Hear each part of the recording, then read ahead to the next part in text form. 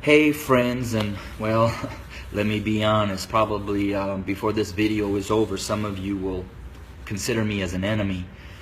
But I wanted to share a couple minutes about my thoughts, not only on the tragedies that we have been experiencing over these past months, and especially these last couple of days with the shootings of our black men, but what I'm coming to learn over my 23-year journey of being a white man, living and ministering amongst my black family here in several inner cities of Chicago.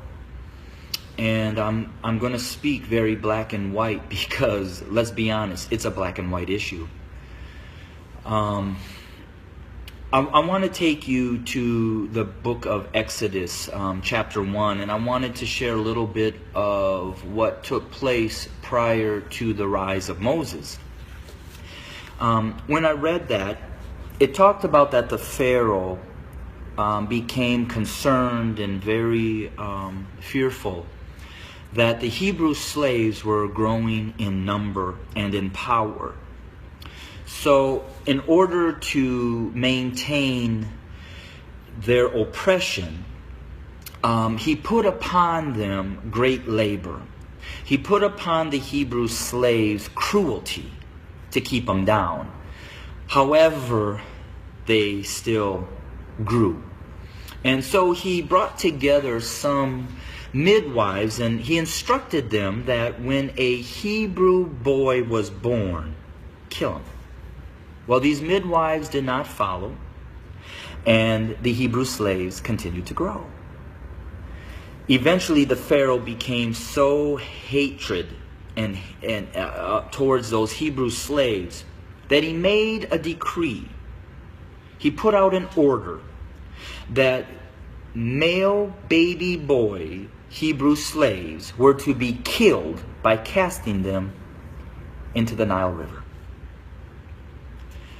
Let's look at America. We brought blacks into this country as slaves. We never intended them to be anything other than a slave. But they began to grow in number and in power, and eventually they fought their way to some freedom. So we became even more cruel. And to keep our black Americans down, we lynched. But yet they rose. So then we used the welfare system, the criminal justice system, to keep them down, to contain them, to destroy them. But yet they rose, and they're rising. Then we built prisons and jails to hold them. Yet they rose. And so now we are doing exactly what the Pharaoh did at the end, sending out a decree: kill them. So until we admit that when we wrote this Constitution that all men are created equal, that we never intended to include our black brothers and sisters, our nation may end up facing exactly what the Egyptians faced when they refused to let God's people go. So I'm going to say this to my white fellow Americans, that the bloodshed that is on its way is not on the hands of our fellow black Americans, but is on our hands. We are the ones that are refusing to let God's people go.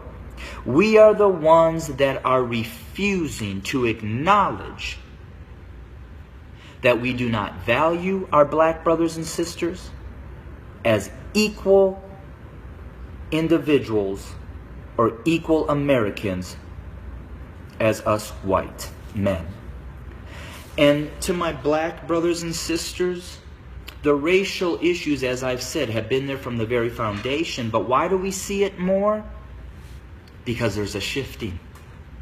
See, us white men have been at the head since the foundation. But we've had a black president. And you know, we've done everything in our power to keep him from really changing things. Now we have another minority rising to the top, a white female. What does that say?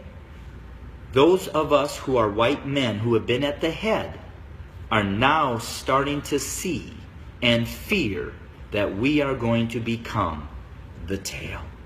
And we know what we've done to you. And so now we're fearful that you're going to do to us what we have done to you. But I will say this. I've lived in a black community for 23 years. I've never been treated the way that this country has treated my black Americans. So I call out my white Americans to say we better heed, repent, acknowledge, and change. Because if we don't, I just want to again say this. The bloodshed that we will experience is on our hands, not the hands of our fellow black Americans. I welcome your comments. I welcome your feedback.